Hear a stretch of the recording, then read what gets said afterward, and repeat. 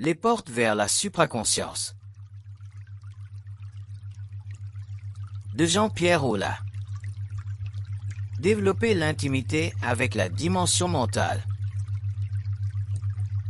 Quand on parle de conscience supramentale, on parle de la découverte d'une nouvelle intimité entre l'être humain et les plans invisibles.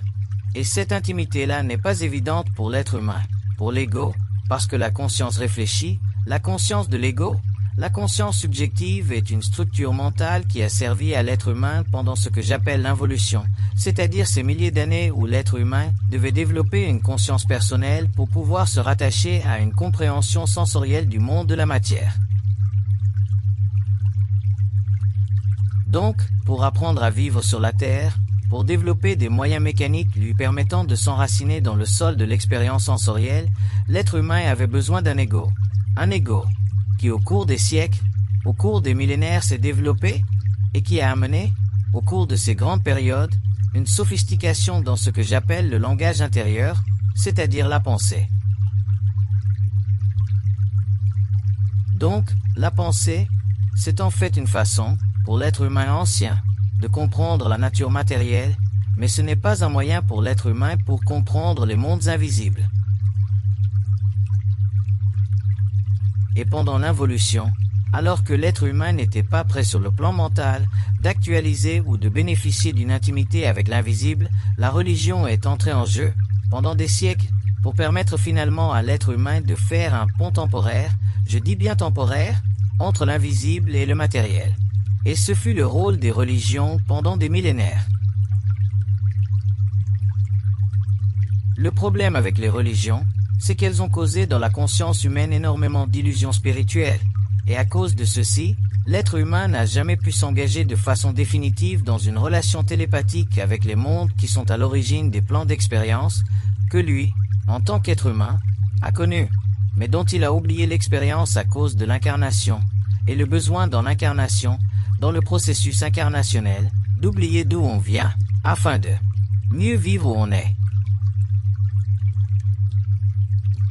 Mais à partir du moment où la conscience supramentale a commencé à électrifier l'ego sur la Terre, et que l'être humain, finalement, a pu commencer à renouer les liens perdus depuis très longtemps, en général, pour l'humanité, avec des mondes qui sont à la base même de sa réalité universelle, l'être humain a commencé, finalement, à prendre conscience, un peu, de la résolution énigmatique de son ego.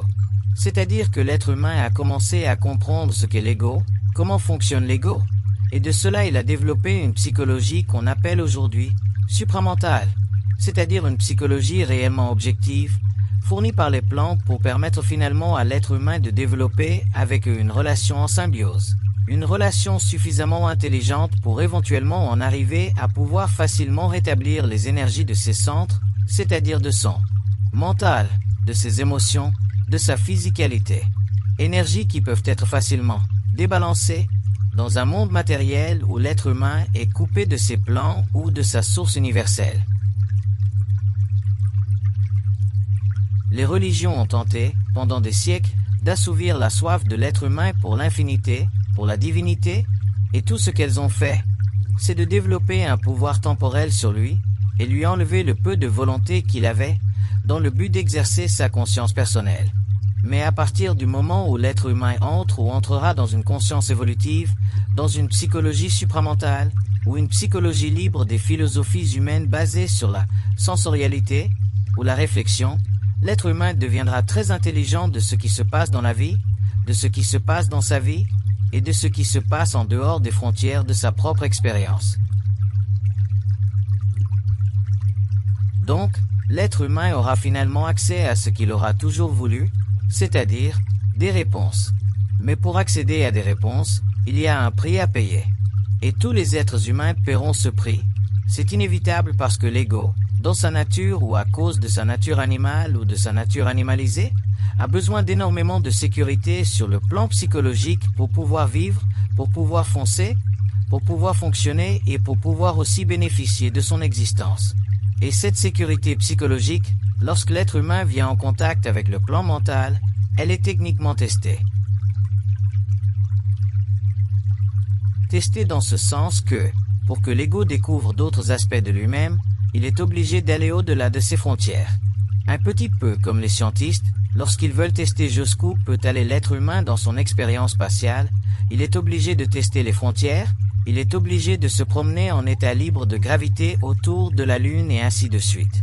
Donc, il doit faire des efforts pour se libérer un peu temporairement de sa sécurité gravitaire, pour en arriver finalement à découvrir d'autres mondes. C'est la même chose au niveau de la conscience mentale, de la conscience télépathique avec le plan mental. L'être humain, pour découvrir une nouvelle identité, pour découvrir une identité fondamentale, et aussi pour découvrir une intimité télépathique avec les mondes dont il est originaire, doit temporairement, et quand je dis temporairement, je dis pendant quelques années, en arriver à mettre de côté un peu les mécanismes de sécurité psychologique que lui a fournis sa civilisation à travers les religions, ou les philosophies et les systèmes, pour finalement commencer à tester sa relation psychologique ou psychique avec une entité qu'on appelle le moi universel, ou qu'on appelle l'ajusteur de pensée. Les mots ne sont pas importants, ils sont purement explicatifs ou ils tentent de donner une explication à des entités ou à des niveaux de réalité qu'on ne peut pas, sur le plan matériel, réellement concevoir parce que nous sommes limités par des frontières matérielles et animales. Mais sur le plan de l'intimité psychologique ou psychique que l'ego doit développer pour finalement en arriver à posséder, à bénéficier d'une belle télépathie, il lui faut prendre conscience que la réalité des plans et les mécanismes de fusion ou d'unification avec l'être humain sont basés sur des principes universels qui ne font pas partie de la réalité de l'être humain. Donc, l'être humain ne peut pas s'attendre, dans le développement d'une intimité télépathique avec les plans, à ce que les plans traitent avec lui comme lui peut traiter ou voudrait qu'on traite avec lui puisque ce n'est pas lui qui est en charge. Si l'être humain avait la charge de son évolution, il n'y aurait aucune évolution. C'est sûr. Vous êtes d'accord avec moi. Si on avait la charge de notre propre évolution, il n'y aurait pas d'évolution.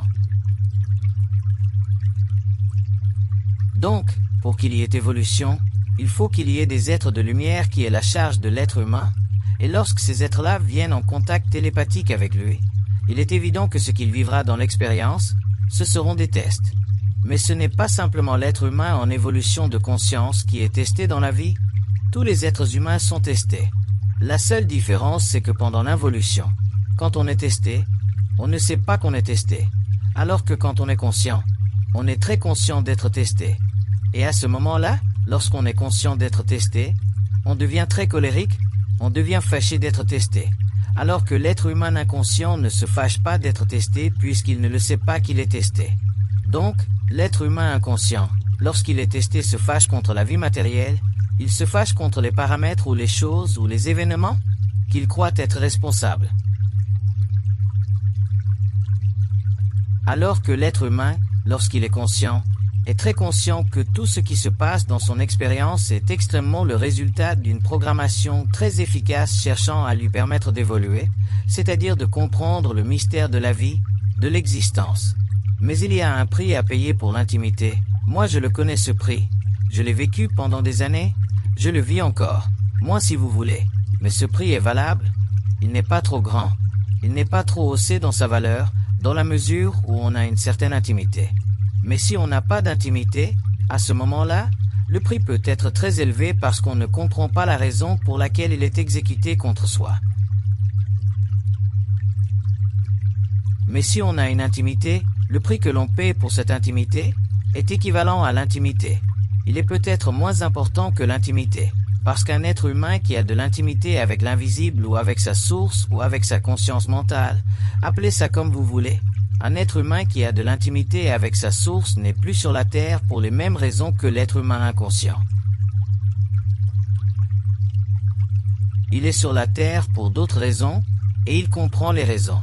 Ce sont des raisons qui font partie de la terre, mais ce sont des raisons qui sont autres que celles qu'il connaît lorsqu'il est inconscient et qu'il passe sa vie à faire le métro, boulot, dodo. Et quand un être humain commence à comprendre pourquoi il est sur la terre, ce qu'il fait sur la terre, pourquoi il fait telle chose, pourquoi il ne fait pas telle chose, et ainsi de suite, la vie, dans un sens, devient beaucoup plus facile parce qu'elle est explicative. Elle est explicative dans ce sens qu'elle commence à avoir un sens. Et à partir du moment où elle commence à avoir un sens, et que l'être humain peut comprendre ce sens-là, qu'il soit de n'importe quel âge, la vie n'est plus la même parce qu'elle devient transparente. Ce que je veux dire par transparente, c'est que, quel que soit ce qui se produit dans son expérience, dans son existence, que ce soit la maladie, le divorce, la perte d'un job, toutes les autres choses qui nous arrivent, il la comprend instantanément. Et comprendre ce qui se passe chez soi instantanément quand on vit, c'est réellement un grand avantage parce qu'à ce moment-là, on est plus animalisé dans notre conscience. Animalisé dans notre conscience, ça veut dire que nous ne souffrons plus comme auparavant des réactions purement émotionnelles, animales qui font partie de l'expérience de l'âme. Nous sommes des êtres un petit peu plus évolués, c'est-à-dire un peu plus à l'extérieur de la frontière de la conscience planétaire.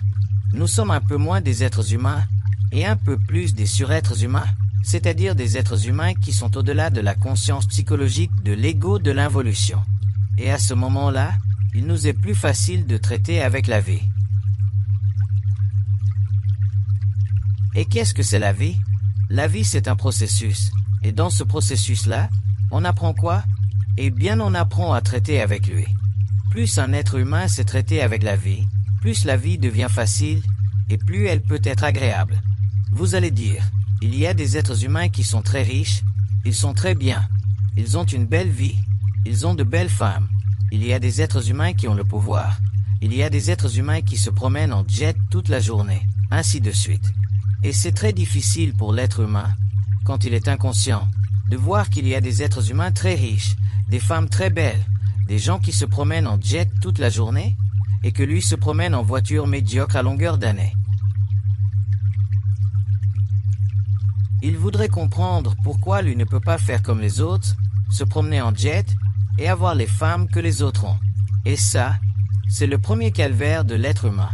J'appelle ça le calvaire de la comparaison. Et à partir du moment où l'être humain se compare aux autres êtres humains, il vient de violer la première loi de la programmation. Tous les êtres sur la Terre sont programmés. Même si vous êtes président de la République, vous mourrez avec une balle dans la tête, vous avez le cancer.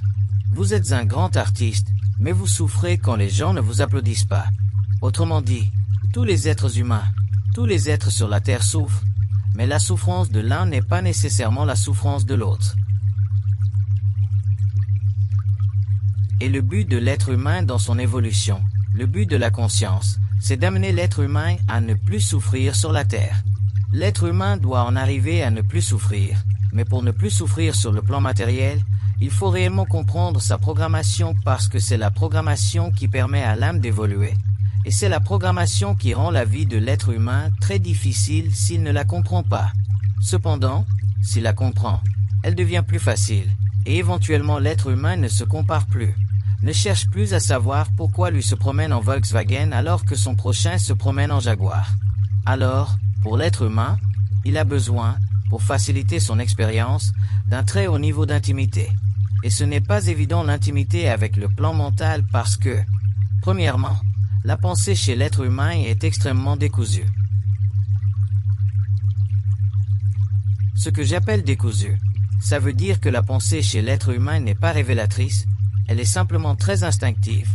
Elle se conforme parfaitement à sa mémoire, elle se conforme parfaitement à son dialogue intérieur, donc à sa pensée intérieure. Et il a beaucoup de difficultés à s'imaginer qu'on lui parle, qu'on peut lui parler ou que ça peut lui parler. Et lorsque ça lui parle, il n'est même pas capable d'apprivoiser la communication parce qu'il a toujours l'impression que ce qui lui parle est plus grand que lui ou plus haut que lui. Il y a énormément d'erreurs psychologiques que nous avons causées, ou que nous avons créées pendant l'involution parce que nous avons toujours eu tendance à mettre Dieu sur un piédestal. Et quand je parle de mettre Dieu sur un piédestal, je parle de mettre les êtres spirituels, les êtres en dehors du matériel sur un piédestal, et ça c'est la plus grande erreur de l'être humain parce qu'à partir du moment où vous mettez Dieu sur un piédestal, vous ne pouvez plus lui parler sur un même pied d'égalité. Et si vous ne pouvez pas parler à Dieu sur un même pied d'égalité, si vous ne pouvez pas parler à des êtres invisibles sur un même pied d'égalité, à ce moment-là, vous êtes une créature, vous n'êtes plus un créateur. Et à partir du moment où vous êtes une créature, ça veut dire que votre ego n'est pas suffisamment fortifié. Vous n'avez pas la capacité de faire la guerre à ce qui est en opposition avec vous, et à ce moment-là, vous devenez des êtres qui sont extrêmement programmés, extrêmement réduits par la programmation, et vous n'êtes plus capable, éventuellement, de dicter, sur la Terre, les lois de la vie. C'est-à-dire, vous ne pouvez pas les comprendre, et ne les comprenant pas, vous ne pouvez pas les enseigner. Et si vous ne pouvez pas enseigner les lois de la vie, à ce moment-là, c'est que vous ne les savez pas. Et si vous ne les savez pas, vous êtes pauvre en esprit. Et étant pauvre en esprit, vous n'avez plus de pouvoir. Donc, si on revient à l'intimité, qu'est-ce que c'est l'intimité? L'intimité, c'est une conscience particulière qui est propre à chaque individu dans sa relation avec l'invisible.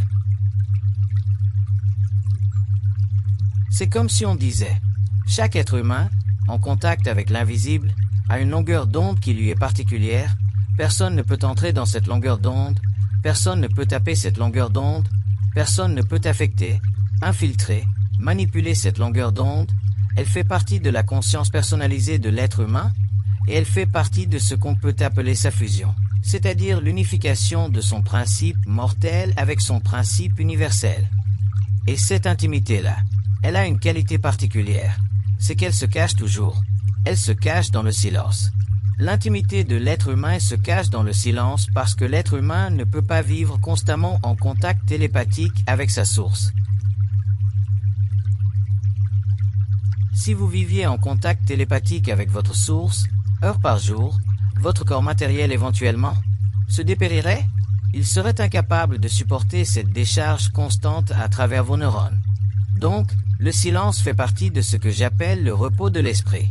Cependant, quand l'être humain est dans une conscience silencieuse, ça ne veut pas dire qu'il n'y a pas de présence en lui. La présence est toujours là. L'ajusteur de pensée est toujours là. Le parleur est toujours là. Le penseur est toujours là. Et c'est très important de comprendre la nature du silence parce que la nature du silence est très métaphysique. Et elle a été mal interprétée pendant l'involution par les mystiques. Le silence, ce n'est pas une suspension de la communication, c'est simplement une suspension temporaire de la malfonction des circuits pour le repos de l'esprit humain. Et c'est une suspension de l'énergie créative mentale aussi pour le repos de l'être humain. On a mal interprété le silence pendant l'involution. Les mystiques nous ont donné une fausse recommandation. Et au cours de l'évolution, on découvrira que dans le silence, les entités se cachent. Et lorsqu'elles se cachent dans le silence, c'est nous, les êtres humains sur la Terre, qui manquons d'informations. Au point où, moi, je donne mon expérience comme exemple, si je veux de l'information et ils ne me répondent pas, je suis obligé de les menacer pour qu'ils me répondent. Et comment je les menace? Je vais dire par exemple, je veux que vous me parliez. Ils sont obligés de répondre. À ce moment-là, ils vont me dire, qu'est-ce que tu veux? Et là, je pose ma question. Mais si l'être humain ne comprend pas la loi du silence, à ce moment-là, il a l'impression qu'il est toujours dans une enveloppe silencieuse. Il n'y a jamais rien qui se passe dans sa tête qui soit télépathique. Il n'y a jamais rien dans sa conscience qui soit autre que sa réflexion personnelle. Et c'est là que l'être humain, pendant l'involution, a commis l'erreur de se croire seul sur la Terre et de ne pas pouvoir bénéficier de ce que j'appelle l'intimité. Il n'y a aucun moment dans la vie de l'être humain, durant son quotidien, où il n'y a pas d'intervention entre lui et l'ajusteur de pensée. Ces êtres-là sont toujours présents. Cependant, le silence est tellement dense que souvent l'être humain n'a pas conscience d'eux, et pour se replier dans une conscience personnelle, il va réfléchir la pensée. Et en réfléchissant la pensée, il a l'impression que c'est lui qui pense. Et c'est à ce moment-là qu'il se remet en question, et qu'il élimine de sa conscience personnelle le silence pour créer une sorte de dialogue, qui est un dialogue réfléchi, mais à une voix seulement, qu'on appelle la pensée subjective. Et c'est à ce moment-là qu'il risque de se faire astraliser, parce que l'astralisation dans la conscience de l'être humain, c'est la manière dont est utilisée la pensée pour lui faire croire que c'est lui qui pense cette pensée. Donc, À partir du moment où l'être humain a l'impression que c'est lui qui pense la pensée, à ce moment-là, elle est astrale, elle est astralisée. Et c'est à ce moment-là qu'il vit ou qu'il expérimente la pensée subjective, et que de cette pensée subjective, il en vit les émotions, il en vit la physicalité, et il se met, au cours des années, à dépérir et à envenimer sa situation matérielle. Si l'être humain avait bénéficié d'une intimité psychique, d'une intimité télépathique, d'une intimité avec le plan mental, il pourrait à ce moment-là recouvrer une grande partie de son énergie mentale et désélectrifier sa conscience. Désélectrifier sa conscience, ça veut dire désélectrifier son cerveau, réduire les ondes bêta, réduire les ondes qui créent en lui énormément de pollution, et il aurait un mental extrêmement reposé, un mental très relax, quelles que soient les conditions extérieures, parce qu'il ne pourrait pas sombrer dans l'illusion de la pensée réfléchie lorsque des événements extérieurs viennent frapper sa conscience et créer en lui la confusion ou le tumulte. Mais une des raisons pour laquelle l'intimité de la conscience est difficile à localiser ou difficile à expérimenter, c'est parce que, pour que l'être humain devienne intime avec l'ajusteur de pensée, il faut qu'il cesse de vivre sa pensée comme les autres êtres humains. Cesser de vivre sa pensée comme les autres êtres humains, comme l'humanité, ça veut dire qu'il doit apprendre, petit à petit, à ne pas penser comme les êtres humains. Mais ne pas penser comme les êtres humains, ça veut dire quoi? Ça veut dire que, lorsque vous vivez une pensée qui vous fait souffrir, vous devez être capable de ne pas la souffrir. À ce moment-là, vous cessez de penser comme les êtres humains, et vous commencez à reconnaître qu'il se passe chez vous une sorte de manipulation, une sorte de jeu d'esprit qui amène, avec le temps, au développement d'une grande intimité dans la mesure où vous êtes prêt, sur le plan humain, à vous déconnecter de votre humanité dans le mental. Si vous ne vous déconnectez pas de votre humanité dans le mental, vous ne pourrez jamais comprendre votre surhumanité, vous ne pourrez jamais développer une intimité, vous ne pourrez jamais voir le monde, la vie, votre situation, votre programmation, votre karma et ainsi de suite, avec des yeux qui ne vous appartiennent pas et qui font partie de votre renaissance, c'est-à-dire de votre conscience en dehors du plan matériel. L'intimité avec le plan mental, c'est un tour de force pour l'ego qui a été habitué pendant des millénaires à voir la vie à partir de ses sens et à interpréter la vie avec son corps de désir. Pour un être humain, développer une intimité avec le plan mental, ça équivaut à venir en contact, relativement intime sur le plan psychique, avec un être qui est votre parfaite correspondance. Pourquoi parfaite correspondance? Parce qu'un ajusteur de pensée, c'est un être qui est à la source, à l'origine de votre activité mentale. Donc, ce que vous vivez, en tant qu'être sur le plan matériel, au niveau mental, ça fait partie de ces activités, ça ne fait pas partie des vôtres. Ce qui fait partie de vos activités sur le plan matériel, ce sont vos réactions émotionnelles, psychologiques, subjectives à ces pensées créées dans votre mental pour l'éducation de votre ego, alors que vous êtes des êtres vivants sur le plan matériel. Si l'être humain n'est pas prêt, pendant l'involution, alors qu'il est dans la matière, s'il n'est pas prêt à reconnaître cette dichotomie et à se désengager sur le plan psychologique, sur le plan psychique, des valeurs purement animales que créent ses pensées lorsqu'elles le mettent dans un état d'émotivité, parce qu'il a perdu quelque chose dans la vie ou qu'il vit une certaine souffrance, l'être humain ne pourra jamais développer d'intimité parce que pour développer une intimité avec un être de lumière, il faut commencer, petit à petit, graduellement, à se défaire de l'intimité que nous avons avec nos sentiments. Et l'intimité que nous avons avec nos sentiments fait partie de la façon dont nous vivons notre vie. Si nous vivons notre vie comme des êtres humains normaux, c'est-à-dire des êtres de l'involution, découplés, distancés de leur source, à ce moment-là, il est normal que nous puisions dans nos pensées de fausses réserves d'énergie. Cependant, si nous vivons nos vies comme des êtres conscients en évolution de conscience, des êtres en voie d'unification de leurs principes avec l'invisible, à ce moment-là, qu'il se passe quoi que ce soit dans nos vies, tout est retournage, tout est rechangeable, tout peut être rééquilibré. Et à ce moment-là, nous avons des vies naturelles, des vies créatives, des vies qui ne sont plus régies par le caractère purement astral de nos programmations incarnationnelles. Que l'être humain soit programmé, je n'ai pas de problème avec ça. C'est normal, ça fait partie de la grandeur de la vie. L'âme a besoin d'une programmation pour s'élever dans son évolution. Mais que l'être humain devienne éventuellement un être incapable de puiser dans sa programmation les points de repère nécessaires pour élever son esprit au-dessus de la mécanicité, de l'animalité de sa programmation, à ce moment-là, pour moi l'être humain fait pitié.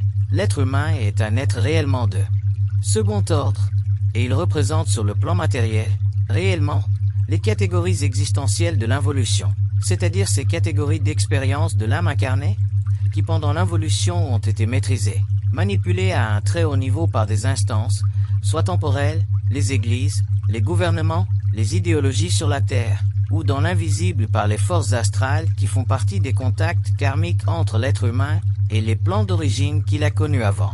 L'incarnation.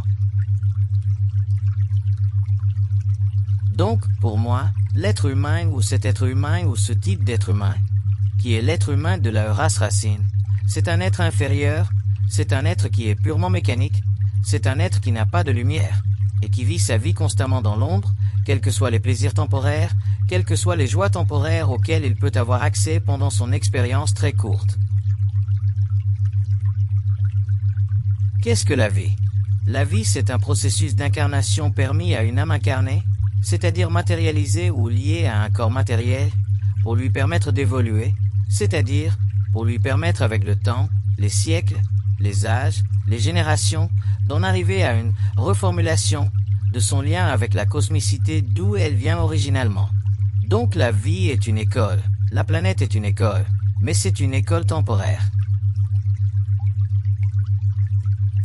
Et c'est une école qui dure depuis très longtemps, qui dure depuis trop longtemps, et il viendra un temps où il y aura une finalité à cette école pour que finalement les âmes cessent de revenir constamment dans cette programmation karmique qui est l'expérience terrestre, et finalement se libèrent des liens karmiques, se libèrent du monde de la mort et retournent à une conscience morontielle qui fut originalement le plan où elles étaient conçues avant la scission des liens entre la lumière et les plans des ombres négatives, il y a très longtemps dans l'évolution du cosmos. L'être humain ne peut pas indéfiniment renier ses origines, et tant qu'il n'a pas d'intimité psychique, télépathique avec sa source, il nie ses origines, renie ses origines parce qu'il ne peut pas les comprendre. Et c'est normal que l'être humain, à ce moment-là, se projette dans la matière, se jette dans le plaisir des sens, se jette dans la sexualité, dans la drogue, se jette dans la complaisance des sociétés de consommation parce qu'il n'a plus de point de référence absolu en lui, pour lui permettre de vivre sa vie par rapport à son identité. Donc, il est temps, sur le plan de l'évolution. Quand je dis qu'il est temps, je parle d'un grand temps que l'être humain en arrive, finalement, à faire le raccord avec lui-même.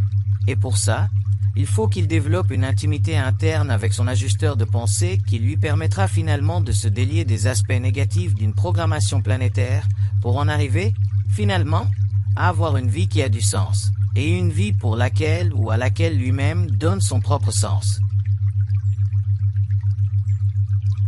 Si vous ne pouvez pas donner à votre vie votre propre sens, la société se chargera de ça, l'Église se chargera de ça, les idéologies, les gouvernements se chargeront de ça, les corporations se chargeront de ça, la publicité se chargera de ça, de donner à votre vie un sens.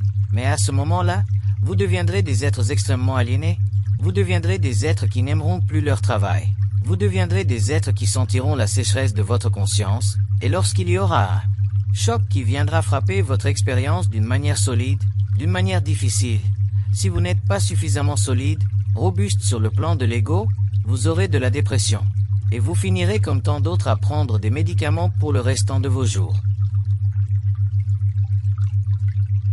Une des grandes prises de conscience a amené l'être humain à réaliser que tout ce que nous avons appris pendant l'involution, même les choses les plus sacrées, les plus belles, les plus liées à ce que j'appelle le langage dominant, sont des choses qui ne font pas partie de la réalité. Il y a deux cercles dans la conscience de l'humanité. Il y a un cercle ésotérique et un cercle exotérique. La plupart des êtres humains sur la Terre vivent dans le cercle exotérique, et il y a quelques êtres humains dans le monde qui vivent dans un cercle ésotérique.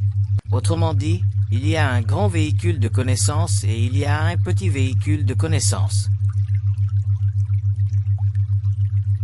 Il y a un grand véhicule de connaissance dans la religion chrétienne, et il y a un petit véhicule de connaissance dans la religion chrétienne.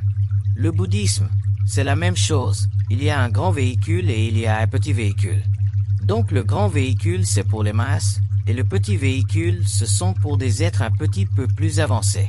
Mais l'être humain réalisera éventuellement qu'à l'intérieur du petit véhicule, il y a un autre véhicule. Ce n'est pas un petit véhicule, ce n'est pas un grand véhicule, ce n'est pas un véhicule qui a une dimensionnalité, c'est plutôt un vestibule qu'un véhicule. Et ça, c'est le lien extrêmement étroit, intime, entre l'être humain et sa source. Un lien intime qui est reconnu par l'ego, un lien intime avec lequel l'être humain peut traiter, un lien intime où la divinité n'existe plus, un lien intime où la superimposition d'une conscience sur la sienne n'existe plus, un lien où l'être humain définit la réalité à partir du plan matériel, comme il peut définir la réalité sur les autres plans. Autrement dit, un lien où l'être humain cesse d'être une créature et devient un créateur. Être créateur, ça veut dire quoi? Ça veut dire en arriver finalement à achever le travail, qui originalement avait été commencé par des êtres qui n'étaient pas dans la matière. Pendant l'involution, les êtres qui n'étaient pas dans la matière ont effectué un travail créateur.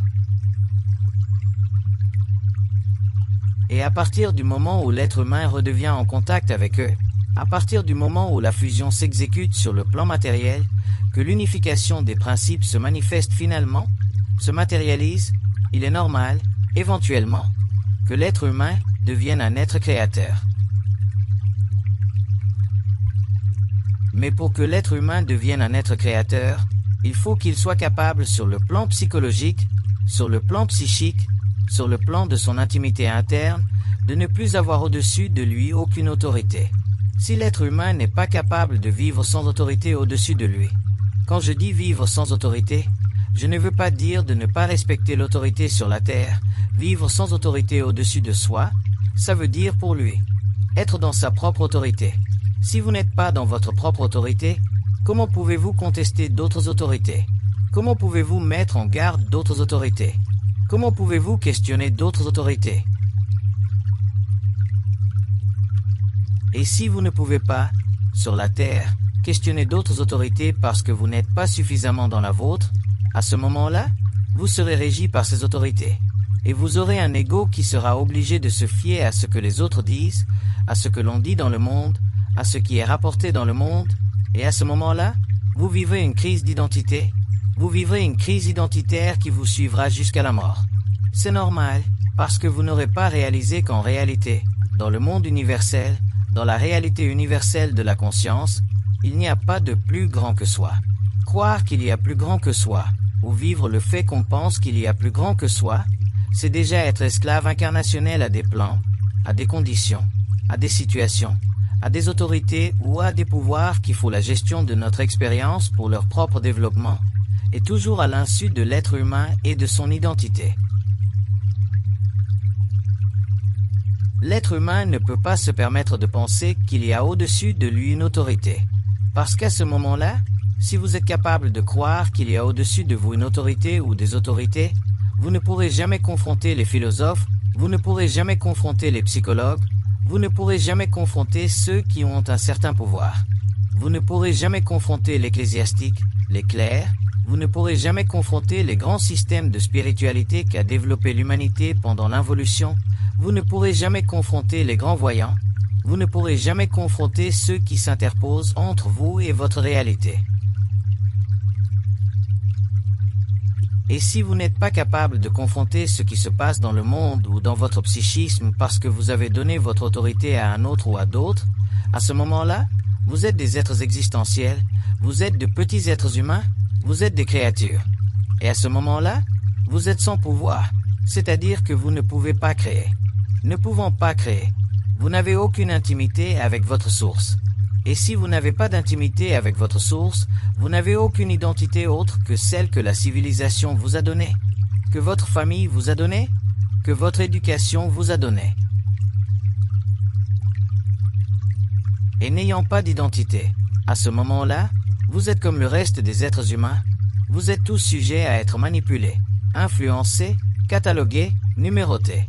Et c'est ce qui s'est passé pendant des millénaires, et c'est ce qui se passera encore pendant des siècles. La conscience ésotérique. Si vous voulez l'appeler la conscience ésotérique, ce n'est pas pour tous les êtres humains. Tous les êtres humains ne peuvent pas poursuivre un chemin ésotérique parce que ça nécessite une sorte d'évolution de l'âme. Mais les êtres humains qui peuvent poursuivre un chemin ésotérique, c'est-à-dire qui peuvent poursuivre une route d'évolution qui ne fait pas partie de la grande masse sociale, en arriveront éventuellement à réaliser que même dans l'ésotérisme mondial, il y a une petite porte fermée à clé, très serrée, une porte où la clé est totalement individuelle et où les philosophies ésotériques ne peuvent pas permettre à l'être humain de pénétrer. Et cette porte fait partie de ce qu'on appelle aujourd'hui, pour des raisons purement techniques, la fusion du principe matériel avec le principe psychique de l'être humain. Et cette porte, elle est très étroite, elle est très personnelle, et lorsque vous entrerez dans cette porte, vous serez le seul à pouvoir le faire parce que c'est une porte à la mesure de chacun de soi, c'est une clé à la mesure de chacun de soi, et personne ne peut ouvrir cette porte pour vous parce qu'elle est faite pour vous seul. C'est à ce moment-là que l'être humain développera, prendra conscience de l'intimité avec sa source. Qu'est-ce qu'on peut dire de l'intimité? Si on fait une voyance sur l'intimité, on veut dire que l'intimité, c'est une relation télépathique entre l'être humain et un être prépersonnel. Qu'est-ce qu'un être prépersonnel? C'est un être qui n'a aucune humanité, autrement dit qui n'a jamais été incarné. Très important la différence. Il y a une différence entre une âme incarnée, ou une âme qui a déjà été incarnée et un être prépersonnel. Qu'est-ce qu'un être qui n'a jamais été incarné? C'est un être qui n'a plus de fin, ni de source. Ce qui veut dire qu'un être qui n'a plus de fin, il n'a pas de finalité. Autrement dit, c'est un être qui est réellement éternel, et qui n'a plus de source, ça veut dire qu'il n'a pas besoin d'apprendre. Donc, un ajusteur de pensée, dans sa relation avec l'être humain, n'a pas besoin d'apprendre. Pourquoi n'ont-ils pas besoin d'apprendre? Parce qu'ils sont lumière. Pourquoi ils sont lumière? Ils sont lumière parce que ce sont des êtres qui ont été créés avant le grand schisme qui a séparé les forces négatives et les forces positives du cosmos. Donc ces êtres-là n'ont rien à apprendre. Et le fait qu'ils n'ont rien à apprendre, à partir du moment où l'être humain entre avec eux dans une conscience intime, il commence à réaliser une chose, c'est que ces êtres-là ont toujours raison. Toujours raison veut dire qu'ils ont toujours une raison d'agir d'une certaine manière. Et pour un ego, pour un être animalisé comme l'être humain l'est, être en contact avec un être qui a toujours raison, c'est très difficile. Ça crée une extrême opposition en lui parce que ça le force, en tant qu'ego, d'accepter. Quand je parle d'accepter, je ne parle pas d'accepter spirituellement. Je veux dire accepter dans le sens de faire l'expérience de certaines choses pour finalement découvrir la raison de cette expérience.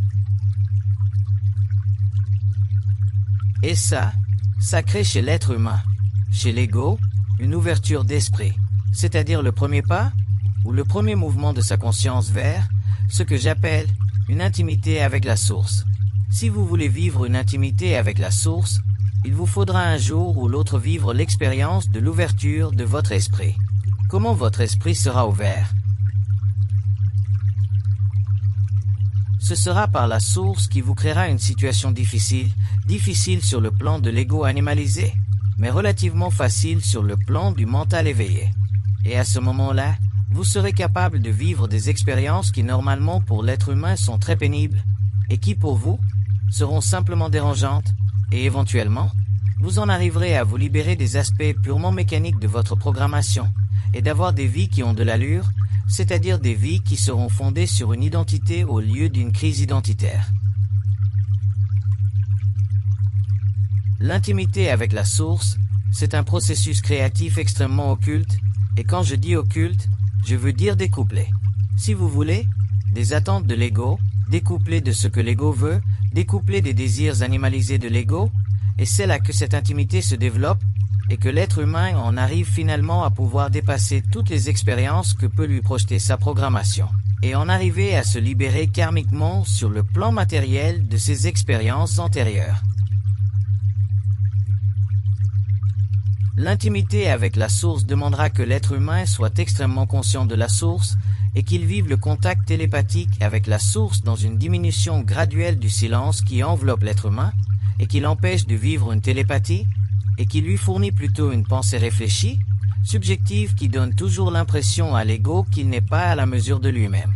Ce n'est pas normal que l'être humain ne se sente pas à la mesure de lui-même. Donc, s'il ne se sent pas à la mesure de lui-même, c'est parce qu'il vit dans une enveloppe, il vit dans un cadre, il vit dans un silence, il vit en dehors de cette intimité avec la source, et à ce moment-là, ses pensées réfléchies, subjectives sont trop présentes en lui et créent en lui trop d'infériorité, trop de diminution de sa réalité, et lui enlèvent la robustesse nécessaire pour achever sa vie sur le plan matériel de manière glorieuse, c'est-à-dire en pleine conscience télépathique. La conscience, c'est un processus. Ce n'est pas un état comme l'ont chanté les mystiques, comme l'ont chanté les orientaux, comme l'ont chanté les mystiques chrétiens. La conscience, c'est un processus d'évolution qui permet à un ajusteur de pensée de communiquer avec l'être humain en dehors des paramètres psychologiques de son ego. À ce moment-là, le lien avec l'être humain et la source est totalement vibratoire. Il est totalement le résultat du mouvement de la lumière, il n'a plus rien à voir avec la pensée. Et à ce moment-là, la pensée que l'être humain utilisait pendant l'involution pour se donner des points de référence à l'intérieur de son existence disparaît de plus en plus, et éventuellement l'être humain n'a plus besoin d'autant de mémoire matérielle pour s'exécuter créativement. Il est capable sur le plan psychique de manifester cette conscience, cette énergie, de manière créative sans avoir besoin de constamment réfléchir afin de savoir. Mais pour ceci, ça demande de l'intimité. Un des grands problèmes dans le développement de l'intimité que l'être humain connaîtra au cours de l'évolution, c'est qu'en tant qu'ego, il a de la difficulté à s'imaginer que des êtres de lumière puissent avoir sur lui tant de contrôle. Autrement dit, qu'ils puissent être tant habités. Et tout ceci relève du fait que pendant l'involution, nous avons été manipulés à croire au libre arbitre, et cette croyance au libre arbitre, qui est le résultat de la pensée philosophique reliée au sens, nous a permis de développer l'illusion de l'ego, mais a aussi défait chez l'être humain la chance, l'opportunité d'établir un lien intime avec la source. Parce qu'un être humain qui est conscient de la source n'a plus besoin de libre arbitre parce qu'il sait très bien que la liberté est plus grande que l'illusion subjective de cette liberté qui fait partie de l'identité ou de la crise identitaire de l'ego en incarnation matérielle. Donc, pour développer une intimité avec la source, l'être humain sera obligé avec le temps de suspendre sa conscience du libre arbitre, réaliser que le libre arbitre, c'est une illusion de l'ego.